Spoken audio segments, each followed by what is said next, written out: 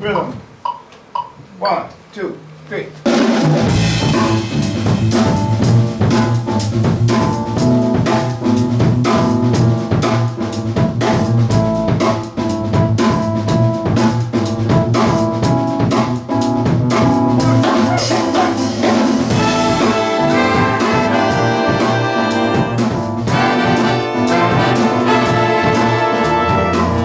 A friend of mine, Albert Murray, he wrote a book about Count Basie. Albert Murray is 95 plus years old. He lives in Lenox Terrace. He wrote How Many Americans, down south to a very old place, trained with a guitar. And then I was very close to him when he wrote the Count Basie book. And he called it Stompin' the Blues.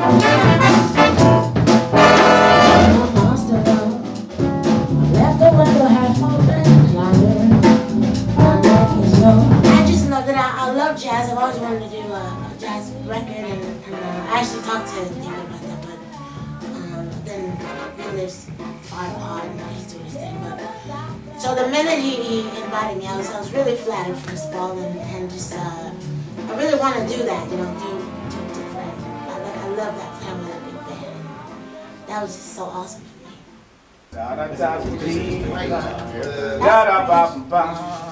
da da.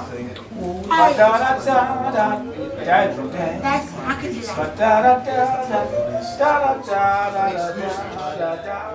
And it would be great for me to do it because I've never done an arrangement on it.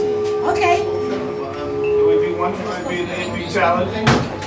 And yeah, bear witness what they say. Okay, alright, that's it. Alright, I got it. You know, I'm a big music fan, and I want to do different things, and I love being around great musicians, and cause you know you can learn so much from someone like David. And I just remember in rehearsals it was like I was like, how is he gonna pull this together? It was a mess. If you wanna bring your girls back.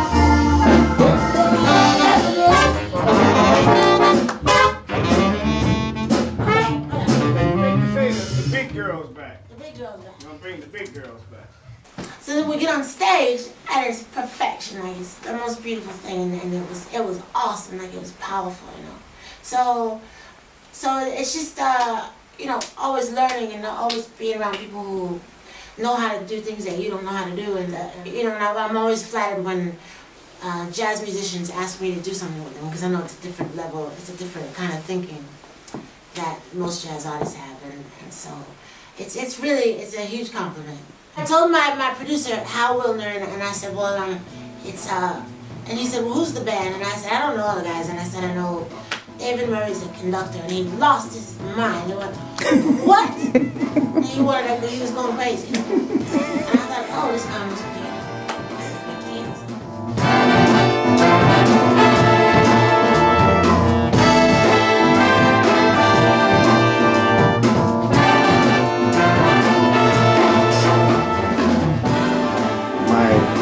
My standards are very, very high. I don't want to work with everybody, but Macy has this special quality in her voice that we were talking about the blues a little earlier. You know, before she even sings a note, you know it's there. The great singers that I've worked with is her, and I've worked with Cassandra Wilson, and I've worked with Fontella Bass. Wow. And you know, Macy Fontella Bass is the level of what I hear when I hear the female voice.